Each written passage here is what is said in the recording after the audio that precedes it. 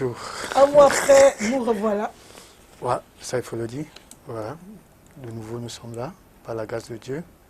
Bonjour, Mère Solange, Calvino, bonjour. Bonjour. Et à tous ceux qui nous regardent, bonjour. Et nous aurons un thème très important aujourd'hui. On va parler de l'épisiotomie et rééducation. C'est quoi déjà l'épisiotomie? C'est effrayant. L'épisiotomie. Ouais. C'est vrai qu'aujourd'hui, ça concerne plus les femmes. Quand on parle de l'épisiotomie, il s'agit bien évidemment de l'incision qu'on pratique au niveau du bas du vagin de la femme, dans le but de pouvoir permettre d'augmenter, s'il faut le dire ainsi, la sortie du bébé.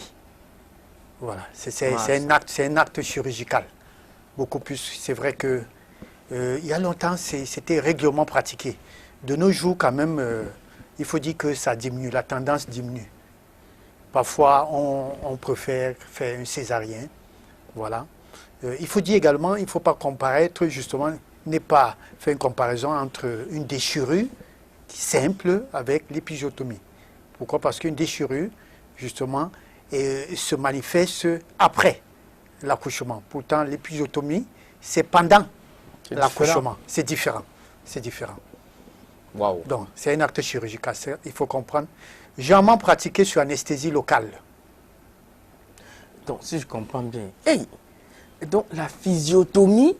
L'épisiotomie. L'épisiotomie. Oui. C'est-à-dire que, vous avez dit que, c'est-à-dire qu'on fend. Voilà, justement. Pour être plus terre à terre. Terre à on terre. fend le vagin de la femme pour que Le la bas femme du vagin, le bas du vagin. Le bas du vagin. Le bas du vagin. Ouais. C'est-à-dire cette partie-là, périnéale, c'est-à-dire entre l'anus et le vagin, il y a cette descente-là. Voilà. Juste pour augmenter. Il y a un trait. Voilà, voilà. Juste pour augmenter. Voilà, pour augmenter la sortie. Pour ne pas dire la taille du vagin, pour que le bébé puisse sortir. Mais les deux points qu'il y a au niveau du vagin et l'anus, ça ne peut pas tout simplement pas se couper pour faire une fois la porte.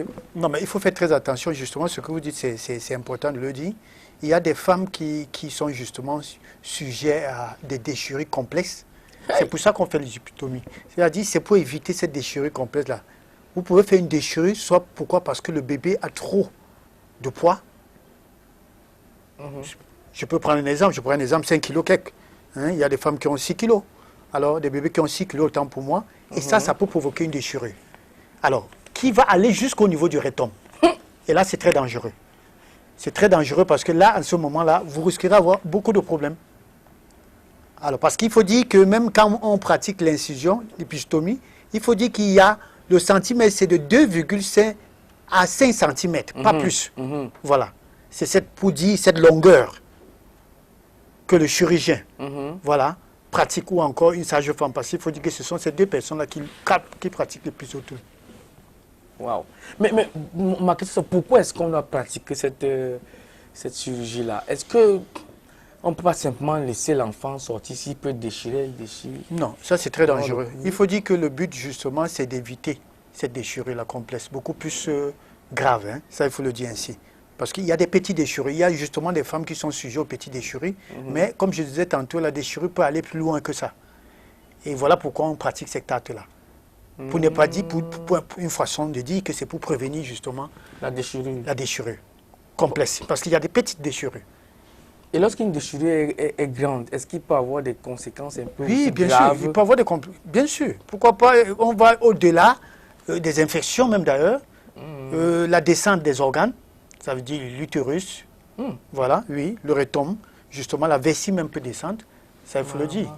Donc, il y a des infections qui peuvent justement se manifester. Maintenant, surtout si, après cette déchirure-là, parce qu'il faut dire que si c'est après l'accouchement, alors, il faudra faire des points de suture. C'est ça, là, voilà comment on le pratique. À l'aide d'un ciseau, justement, on le pratique. Alors, il faudra faire des points de suture. Et normalement, on le fait de... 4 points de suture peuvent suffire, notamment, à pouvoir faire corriger ce problème. Voilà. Waouh. J'allais justement demander comment se passe l'acte avant que Eric nous montre l'image. Donc, on prend les ciseaux. Mon accoucheuse m'avait dit, le jour où j'accouchais ma fille, elle me dit, reste calme, je sais que tu as mal, mais on doit coudre. Si on ne coupe pas, tu veux que ce soit comme ça toute ta vie. Voilà, ouvert. voilà. Donc on a fermé. Le point de suture, voilà. On a cousu ça et... Voilà. Et puis, ça fait mal hein, quand ça tu fait mal. fais pipi. Justement, c'est ça ma question. Est-ce qu'on n'anesthésie pas Anesthésie locale. avant de... Ah, une petite anesthésie. Une petite, voilà, avant de faire la suture, le point de suture. 3 à 4 points de suture. Et même lorsqu'on fait Oui, la le chirurgie. ciseau, pendant qu'on... C'est pas une chirurgie, bon, appelons ça chirurgie, mais il faut dire que c'est une petite. Hein, c'est un petit acte chirurgical qui se fait. Mais on fait l'anesthésie locale justement pour pouvoir que la femme justement ne puisse pas subir la douleur. Waouh. Épisiotomie. Épisiotomie. Voilà. Bon, et dans quel cas, bon, vous avez expliqué. Oui, il y a les cas, quand vous voulez dire les cas, je ne sais pas si vous voulez parler de l'indication, on le prescrit généralement, il faut dire, quand le bébé est en souffrance, fœtale, voilà. Et là, le gynécologue, c'est le gynécologue qui justement va pouvoir le dire. Maintenant, si on constate également que le bébé est gros, ça également, on pourra le prescrire. Voilà les cas où on le prescrit. Mais j'ai l'impression que c'est grave. Hein? Mais est-ce qu'il n'y a pas une situation où on peut éviter même cette épisiotomie là? On peut éviter carrément. Bon, ça veut dire que c'est quand le bébé est étouffé, n'arrive pas à sortir. Voilà. Il est gros. On le pratique. On le pratique. Oui. Mais est-ce qu'il n'y a pas une autre façon d'éviter cette épisiotomie là et que l'enfant sorte aisément? Non, il faut dire qu'à 100% non. Ça, il faut le dire. Maintenant, il y a une autre façon de pouvoir l'éviter, c'est de préparer ce qu'on appelle le périnée. Avant l'accouchement.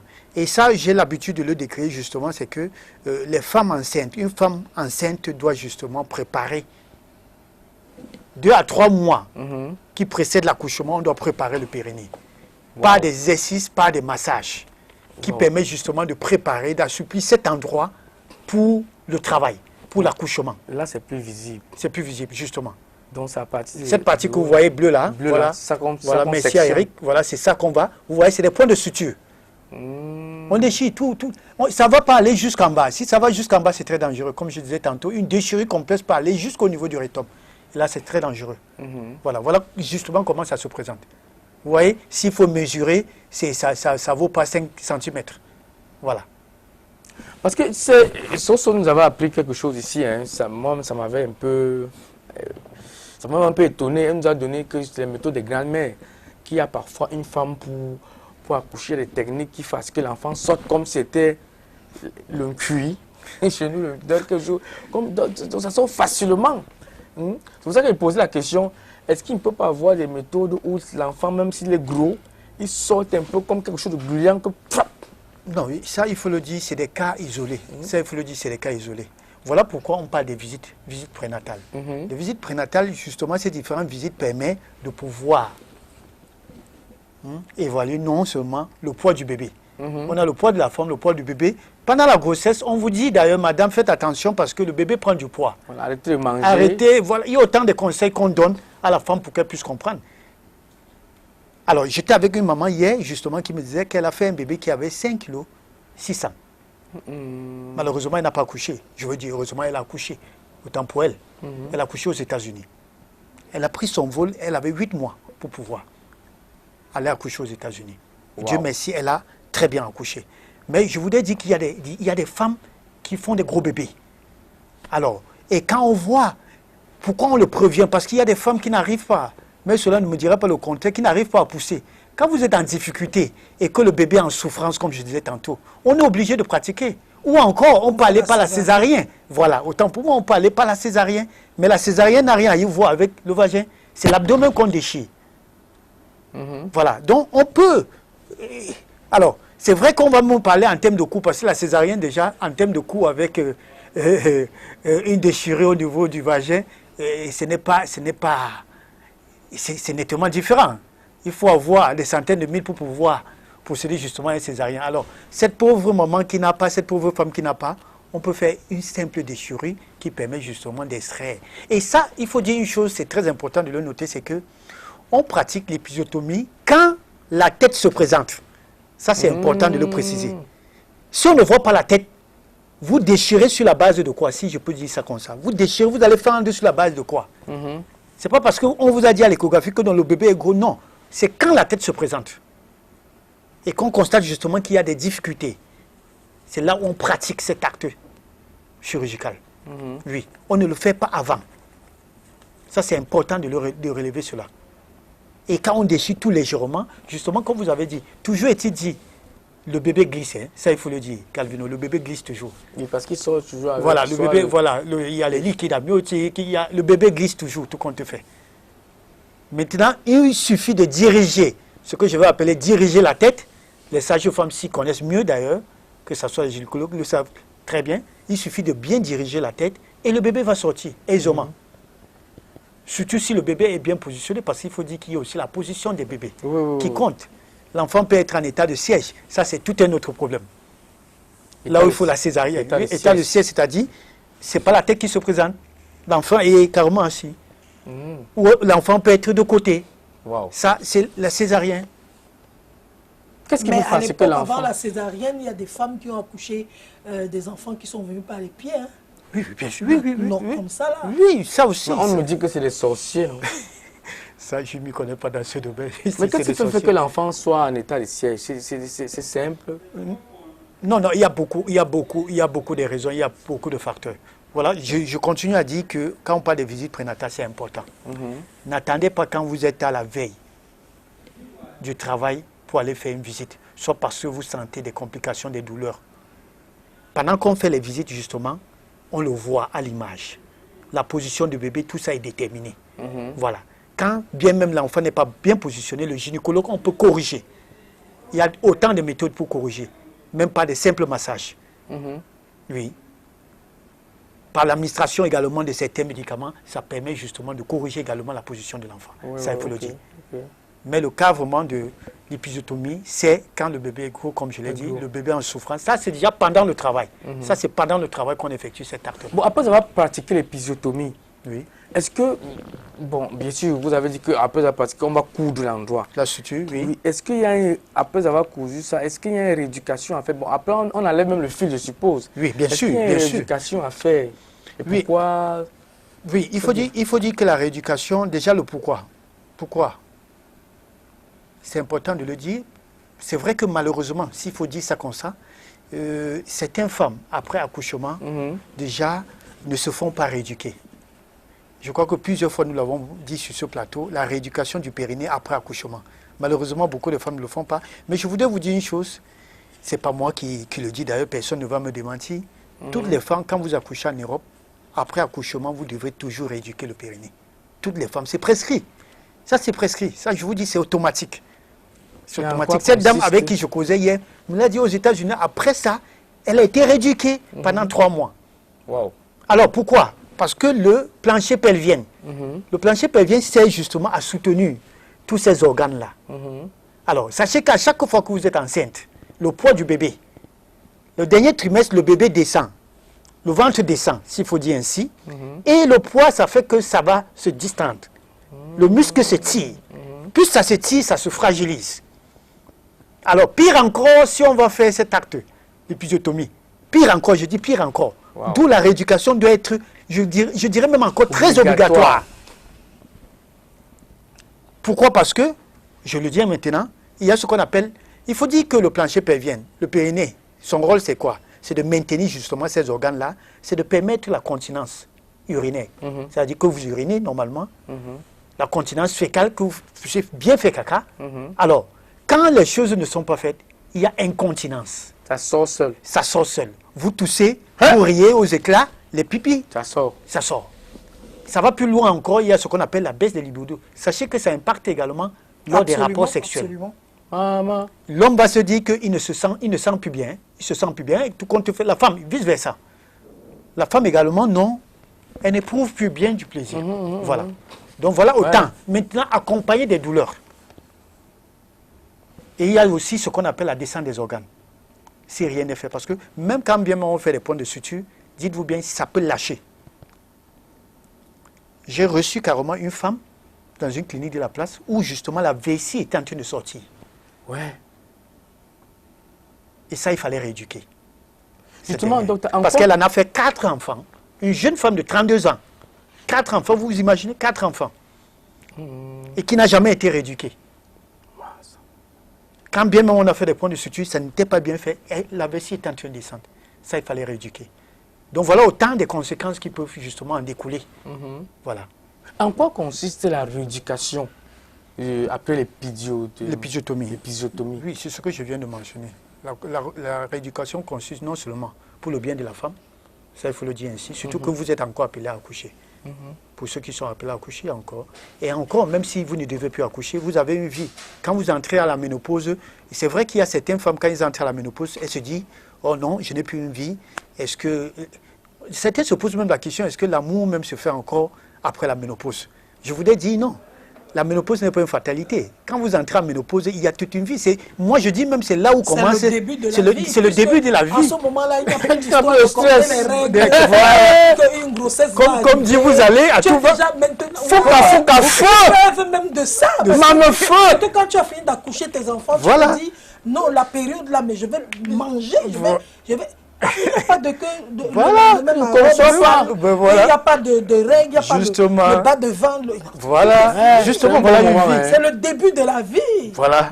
Pour beaucoup de femmes. Tant tu veux. Non, mais ça, alors, je voulais donc attirer l'attention de ces femmes-là qui entrent dans ce qu'on appelle la quarantaine, 45 ans. Il y a des mouvements de sport. Hein, oui, qu'on pratique. Oui. Soulever le bassin, la contraction, respiration. Oui, tu soulèves le bassin là comme ça en faisant le sport, tu écartes les jambes. Le squash également, ça permet. Tu fais beaucoup de choses, ça réduit le périnée. Voilà, ça réduit. Après l'épisiotomie. Non, même avant. Même avant, même après accouchement. Parce qu'il faut dire que le massage du périnée permet, comme j'ai dit, d'assouplir cet endroit. Et le massage ne se fait que par un kiné. Ça peut se pratiquer pendant que vous êtes enceinte. Ça, il faut le savoir. Ça, c'est pour aider la femme, normalement enceinte.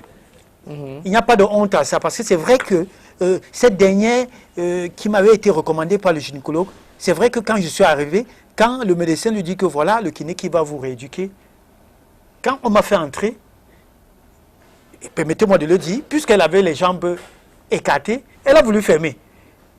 Parce qu'elle m'a vu, elle a vu quelqu'un entrer, et j'étais avec le gynécologue. Le gynécologue dit non, madame, vous n'avez pas besoin d'avoir honte, c'est lui qui va vous rééduquer.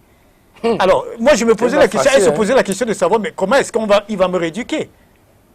Alors, donc, il y a des femmes qui ont honte de cela. Moi, le premier gynécologue qui m'a touché, quand je suis allé faire ma visite prénatale, c'est un homme qui... Ça m'a choqué. Ah bon? Mince. Alors. Ça dit que la prochaine fois qu'il vient, si c'est un homme, je refuse. Je refuse. Donc maintenant, c'est les femmes. Oui, maintenant, c'est les femmes. Ah, vous préférez les femmes? Voilà, oui, il y a des femmes kiné aussi. Vous pouvez vous faire accompagner par des femmes kiné pour ces femmes qui ont honte. Mais, toujours il faut se dire que vous devez être rééduqué. Que ce soit pas un homme, que ce soit pas une femme. Mais je dis, vous ne devez pas avoir honte à ça. Mais je dis, moi je connais des femmes aujourd'hui qui préfèrent être accouchées par des hommes. Non, moi je préfère que la gynécologue soit une femme. Elle me comprend mieux, elle touche, elle sait, elle connaît, puisqu'elle me disait ça aussi, je ne fais pas ça. Oui. Si elle ne fait pas ça, tu vas voir comment, quand tu vas faire... Mais cela, je voulais vous dire que des bons accoucheurs aujourd'hui sont des hommes. C'est des hommes, oui. Ça, je voulais vous dire sincèrement. Parce que la femme, c'est la femme. Mais cela, je vais vous donner raison. Le message femme vient des femmes. Ça vient des femmes. C'était les femmes. Ça, c'était les femmes. Oui. Je voudrais dire une chose, c'est que... Et ça, c'est une triste vérité. Oui, voilà. Une triste vérité, c'est que... Une triste vérité, c'est que aujourd'hui, les femmes se trouvent beaucoup plus maltraitées par leurs soeurs, pas des femmes. Et surtout, j'ai une jeune soeur qui m'a dit, il y a une femme qui m'a couché, cette femme-là, et par les enquêtes après, je me suis rendu compte qu'elle n'avait pas d'enfant. Mais elle m'a traumatisé. Elle m'a traumatisé. Et depuis ce temps-là... C'est pour ça qu'il faut donc trouver le bon gynécologue. Le bon gynécologue, voilà. Il faut trouver le bon gynécologue. Elles sont là, les bons gynécologues, des femmes qui ont une réputation, des mamans. Ça, il y en a, ça, il faut le dire. Mais maintenant, si tu tombes sur une fille qui te regardait chaque jour à la télé, et qui te calcule au carrefour. Mais moi, j'ai eu la chance, quand moi j'accouchais ma fille, c'était la plupart des femmes qui me faisaient accoucher ce jour-là, avec ma gynécologue et les infirmières, c'était mes fans. Ah, Elles vous étaient aimez bien, contentes. vous aimez de vous voir. Oui, elles étaient, Solange, calme-toi. Elles me parlaient, c'était doux. On c'était vous accompagnait, joli, voilà. Voilà, elles m'ont accompagné Voilà. avec beaucoup de bonheur. Voilà. C'était bien. Donc voilà ce qu'il faut retenir, ce Calvino, c'est que, en principe, La rééducation, c'est les mouvements, la comme Flo rééducation, disait là. oui, il y a des mouvements. Il y a des Ok, mouvements, il y a tu des peux même mouvements taper sur Google, de tu vas contraction. voir Vous allez voir à la rééducation maison sur- du périnée. Du périnée. Voilà, il y en a. Toi-même, tu peux faire ça. à la Toi-même, tu peux maison. faire à la maison. Voilà, vous pouvez faire à la maison par des contractions. Vous contractez, vous relâchez par des mouvements de respiration. Ça permet justement de muscler cet endroit. J'ai même Voilà. suivi dernièrement une journaliste sur le plateau de l'émission Quotidien qui passe à TMC. Elle est spécialiste du sexe, Oui. elle est sexologue, une journaliste qui a consacré sa vie seulement pour parler des relations hommes-femmes, Oui, qui a dit que même pendant l'acte, la femme peut contracter son périnée. bien sûr. Pendant l'acte sexuel, et c'est à ce moment-là, quand elle le contracte, elle va ressentir et le gars peut atteindre facilement le point G en contractant. C'est un exercice. C'est tout à Il faut fait. être habitué à ça, Ça, c'est tout. contracter. Voilà. Elle a dit, pour contracter, allez sur Google, tapez, vous allez voir des vidéos. Comment est-ce qu'on contracte voilà, le le périnée. Parce que c'est important. Sans le périnée, la femme n'a pas La de femme et l'homme, plaisir. hein, même l'homme a le périnée, Oui. n'a pas de plaisir. Ça, Voilà, il faut le n'a dire pas de ainsi. plaisir. Voilà. Elle a dit une fois... Une à sexualité son émission, épanouie, ça passe par le périnée. par le périnée. Voilà. Elle a dit Ça, il c'est faut le dire. l'endroit le plus important sur l'humain. Voilà, que ce soit chez l'homme, l'homme c'est le point P, la femme c'est le point G. Voilà. Et c'est ce trajet-là, voilà, il faut muscler, tout compte fait. Que ce soit l'homme, que ce soit la femme, il faut le faire. Mais maintenant, pour la femme, il faut attendre 4 à 8 semaines avant de commencer justement à pouvoir muscler. Je veux dire après accouchement. Maintenant, s'il y a eu épisiotomie, il faudra attendre la cicatrisation avant de commencer la rééducation du périnée. Ça, c'est important. Parce qu'il faut dire également qu'on peut rééduquer. Voilà. La plaie. On peut rééduquer une plaie pour permettre justement que ça retrouve. C'est-à-dire que la plaie devienne lisse. Ça, c'est important. Parce que si cette zone-là, il y a des enflures, des tuméfications, ça, c'est très dangereux. Ça ne serait pas agréable pour la femme. Voilà. Et l'homme doit aussi rééduquer son périnée de la même façon. Oui, oui, c'est toujours. Chez Les l'homme, mouvements. c'est l'anus vers le bas du testicule. Ça, il y a des exercices, des squash, la contraction, la respiration, ça permet de muscler cet endroit. Ça, c'est important. On a même fait l'émission de respiration ici. Depuis, j'ai oublié de respirer. Bon, j'ai une autre question. Comment savoir qu'après épisiotomie, il y a infection?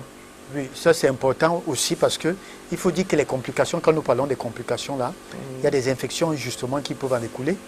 Alors, là en ce moment-là, la femme, les pertes blanches, non seulement avant les pertes blanches abondantes et nauséabondes, nous avons l'hémorragie, les saignements. Parce que après accouchement, il y a généralement les femmes qui perdent beaucoup de sang. Alors, si cet acte-là, justement, a eu lieu, dites-vous bien que c'est le double. La quantité sera encore plus énorme. Maintenant, il faudra justement suivre, une fois que l'acte a été pratiqué, assurez-vous que cela a été bien fait. Il y a des mouvements que vous devez éviter. Évitez de porter des charges lourdes. Évitez déjà de commencer les rapports sexuels rapidement parce que vous risquerez de céder, le fil risque de céder et une hémorragie peut commencer. Quand bien même vous êtes à la maison. Parce qu'il faut dire qu'il y a des hommes qui n'attendent pas longtemps. Ou encore c'est la femme qui n'attend pas. Voilà. Donc il y a une période qu'il faut attendre qu'il y ait cicatrisation, autant pour moi, pour pouvoir commencer les Eric, rapports. s'il te plaît, Ça, c'est important. possible de fermer là parce que... Est-ce que c'est possible? Voilà. Oui.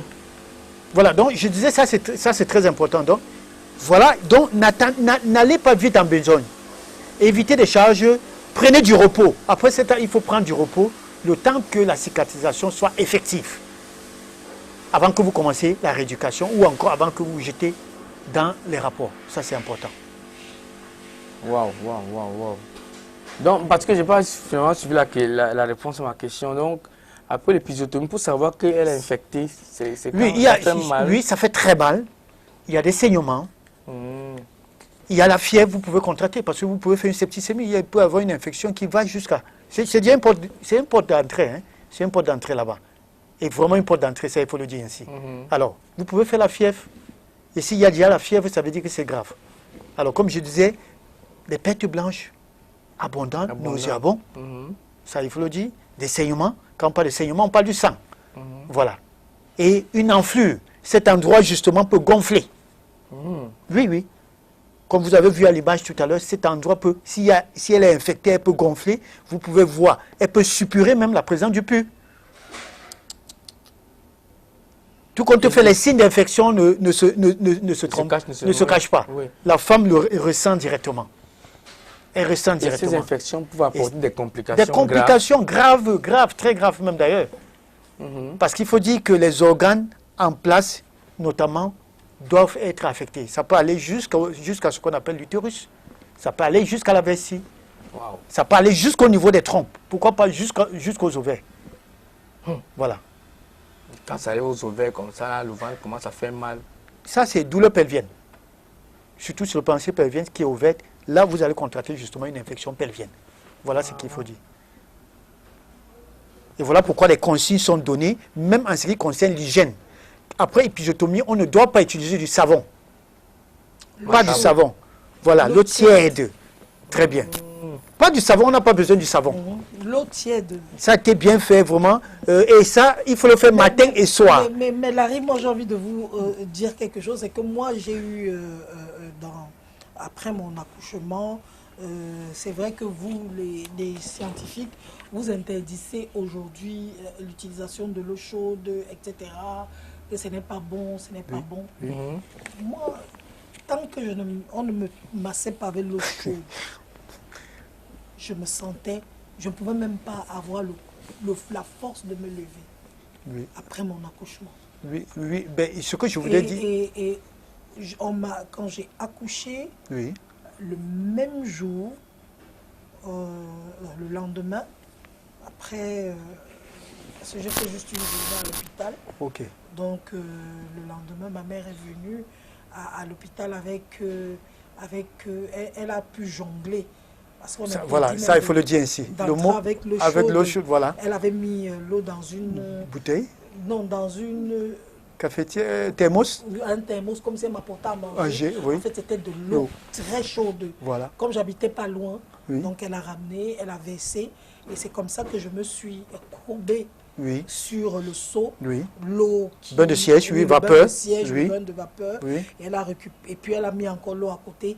Quand elle m'a seulement appuyé le ventre avec l'eau chaude comme ça, avec la serviette comme ça, le sang qui est sorti, malgré qu'on m'a nettoyé, beaucoup de sang. Et puis, ça a commencé à diminuer. Progressivement. Je suis sortie le lendemain, on a continué à la maison. les massages. Donc chaque matin, elle me mettait l'eau vraiment à bouillir, tellement à bouillir. Et je me couchais sur même les carreaux des toilettes. À l'époque, je n'avais pas de baignoire comme aujourd'hui. Donc, je me couchais à même le sol. Et elle prenait une grosse serviette lourde comme ça. Elle mettait l'eau chaude. Je ne sais pas comment elle arrivait à toucher ça. Et c'est comme ça qu'elle massait mon ventre. Elle me masse partout. Et chaque fois qu'elle massait, il y avait des choses qui sortaient. Malgré le nettoyage qu'on a fait, ça sortait toujours des saletés. Et au bout d'une semaine, une semaine, je n'ai plus ressenti les douleurs du ventre. Bien. Moi, je pense que c'est une bonne méthode. Et ça, c'est les quoi qui le font. Je ne faisais pas. Les mamies, seulement le cuit. Avant, au début, je faisais pipi. Ça faisait mal. Après une semaine, c'était devenu normal. Et le massage ne se limite pas seulement à ça, ça se limite à dire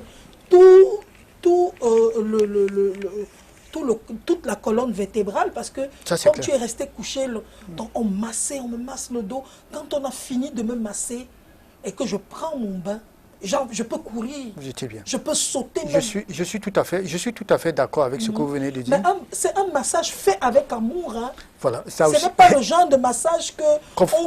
non. Voilà, j'ai les grosses serviettes 100% coton qui pèsent là. Donc elle prend ça, elle me remplit l'eau chaude. C'est comme ça qu'elle appuie. Je dis, en quelque temps, le ventre était déjà parti. Je suis tout à fait d'accord avec ce que vous venez de dire. C'est vrai que c'est contre-indiqué pour plusieurs raisons. Ça, il faut le dire ainsi. Surtout à cause des antécédents. Alors, déjà pour ceux, parce qu'il faut le préciser encore, Pour ceux qui ont accouché par césarienne, strictement Non, c'est interdit. pas bon. Ce n'est pas bon, ça il faut le dire déjà. Maintenant, par voie basse, voilà, c'est bon.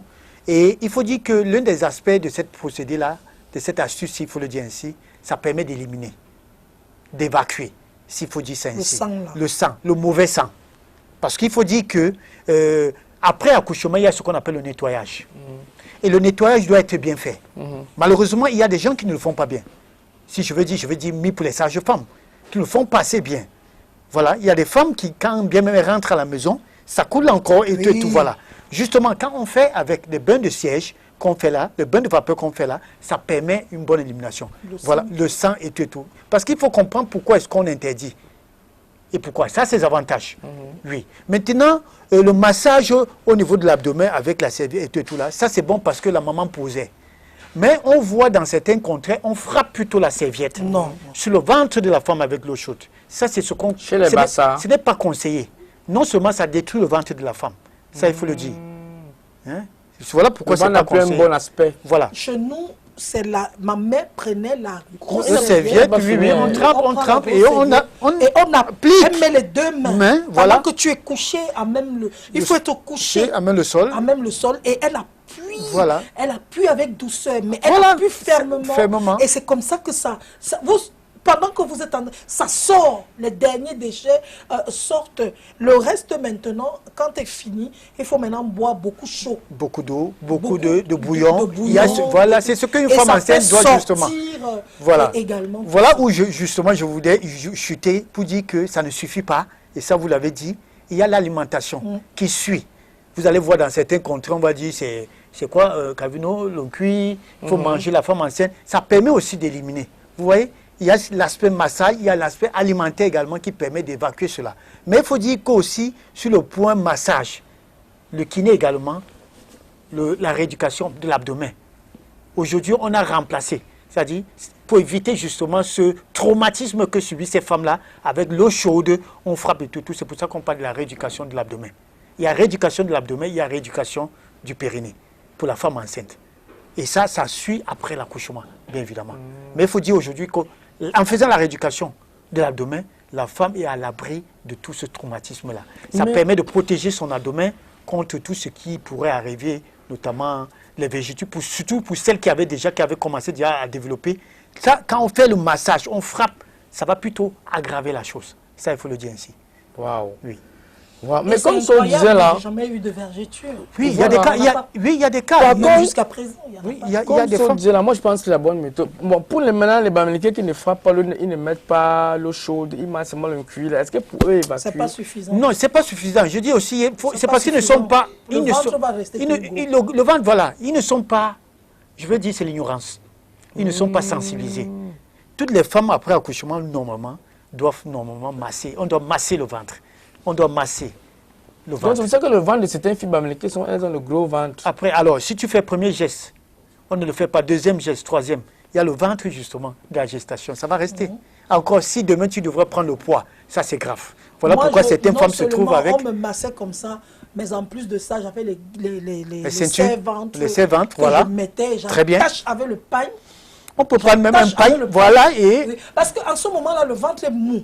Très mou. Ça veut dire que ça peut prendre facilement la forme que tu veux donner. Voilà. Si tu veux que ça reste... Parce qu'à un moment, ça va durcir. Ça va durcir. De manger. Voilà. Or, quand tu viens d'accoucher, le ventre encore... Bien mou. Les organes sont bien fragiles. Oui. Tout est fragile. Donc, tu attaches... chez nous, les bêtis, quand on a fini de te masser comme ça, on te demande d'attacher le pain. Voilà. Tu attaches le pain autour. Et tu sais un nœud là. Voilà. Tu fais un bon nœud. Voilà. Et c'est comme ça que tu restes. Et il faut beaucoup boire chaud. Le lait chaud.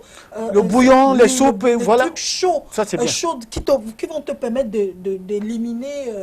Et il faut dire qu'on attache le ventre, on sait, ce n'est pas pour un jour ou 2 jours. Parce que certaines femmes en font 2, 3, 4 jours et ils abandonnent. C'est au moins 2, 3 mois. C'est au moins 2, voilà. Ça, il faut dire que ça prend du temps. Vous devez être patient parce que vous avez accouché, vous êtes à la maison. Donc, je ne sais pas pourquoi est-ce que vous devrez dire que vous n'avez pas le temps de le faire. Donc, ce qu'on dit, c'est que ça, c'est important. Ça, c'est important. Que ce soit la rééducation de l'abdomen, que ce soit la rééducation du périnée pour l'épanouissement de la femme, surtout sexuel, après la gestation. Parce que, comme nous l'avons dit ici, après la ménopause, c'est la bonne vie, c'est une vie qui reprend. Une bonne vie d'ailleurs qui reprend. Wow. Et alors, pour pouvoir vivre une vie sexuelle épanouie après la ménopause, faites la rééducation du périnée. Absolument. Absolument. Absolument. Ça, c'est important de le dire. Important. Bon, j'ai une autre question par rapport à l'épisiotomie là. Oui. Je ne sais pas, je vais d'abord savoir la différence. Parce que tout à l'heure, vous avez dit que il y a parfois les déchirures. L'enfant peut être gros, on ne fait pas l'épisiotomie. Oui. L'enfant déchire naturellement. Oui, Et est-ce qu'il y a une différence entre l'épisiotomie et la déchirure naturelle là? Oui, Et- oui, la déchirure, sauf que la déchirure, on le constate quand le bébé est sorti déjà. C'est-à-dire le bébé, comme on dit, un gros bébé qui vient là, la femme accouche par voie basse normalement, mais avec déchirure. On va constater après. Mais pourtant, l'épisiotomie, ça se pratique pendant. C'est-à-dire, on voit la tête du bébé, on dit à la femme de pousser, pousse, pousse. Elle n'arrive pas à pousser, elle est fatiguée, il y a tout ça. Et on constate justement que l'enfant souffre. En souffrant, parce qu'un bébé qui présente la tête, on ne doit pas attendre. Le pronostic vital est là. On ne doit pas attendre. Qu'est-ce qu'on fait? On fait la déchirure. Ça, c'est cet acte-là. C'est ça la différence, en principe. Mais il faut dire que les mêmes, que ce soit l'épisiotomie, que ce soit la déchirure simple, ça, c'est une déchirure, c'est une fente qui se crée. Mais sauf que pour la déchirure simple, naturelle, s'il faut le dire ainsi, ça peut aller, comme vous voyez à l'image, ça peut aller jusqu'au niveau du rectum. Ça veut dire ça traverse, ça descend. Parce qu'on voit le fil là, le suture là, c'est ça qui est en bleu là. Alors, ça peut aller jusqu'au niveau du rectum et là, c'est très dangereux. Pour la déchirure naturelle. Pour la déchirure naturelle. Waouh. Ça, c'est ce qu'on appelle une déchirure complexe. C'est plus long. Voilà. Pourtant, des petites déchirures là, on peut faire 2-3 points de suture et c'est bon. Mais toujours Mais été dit, si quand il y a déchirure, il faut faire des points de suture. Ne simplifiez pas Dès que une petite... l'enfant sort. Oui, dès que l'enfant sort. Le temps qu'on Mais nettoie la forme, on va constater. S'ils font l'épisiotomie et que ça en suffit toujours pas, ils vont descendre jusqu'en bas, non? Oui, mais on va On descendre va juste... faire la césarienne. La césarienne. Oui, On est obligé. on est obligé de faire la césarienne. Sinon, on ne va pas détruire totalement Le vagin de la femme, non, on ne va pas, on va justement. pas. Voilà. On sera obligé de fendre le ventre. Le ventre et sortir le l'enfant. bébé. Pour finir, ma dernière question. Tout à l'heure, vous parliez de faire l'amour. Si une femme a fait une épisiotomie, est-ce qu'elle doit encore vite faire l'amour? Alors, l'amour, ça va se passer comment avec son Non, gars? il faut attendre un certain temps. J'ai dit tantôt, il faut attendre 8 semaines même. 8 Avant de semaines. commencer l'acte, oui, les rapports sexuels. Ça, c'est important. Parce qu'il faut même enlever, il faut faire l'ablation, il faut même enlever le fil et tout ça. Wow. Parce que le fil même, la verge de l'homme est exposée à ce fil-là. Vous savez que c'est très sensible, la verge de l'homme. Alors, pendant que tu veux faire justement l'amour et qu'il y a encore le fil, ça peut même te blesser. Alors, faites très attention, il faut faire l'ablation.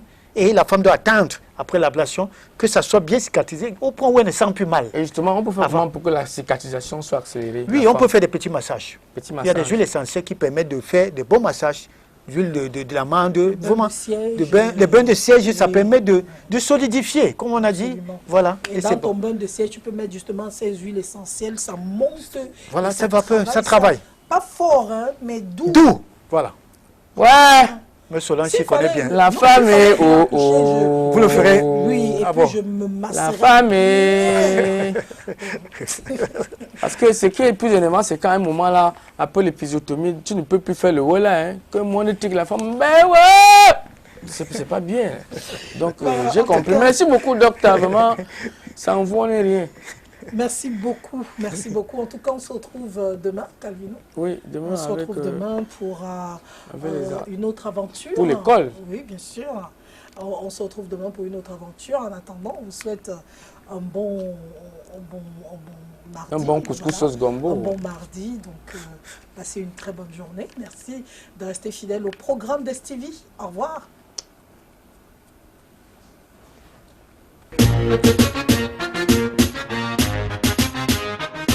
Go, go, go, go, go. Go.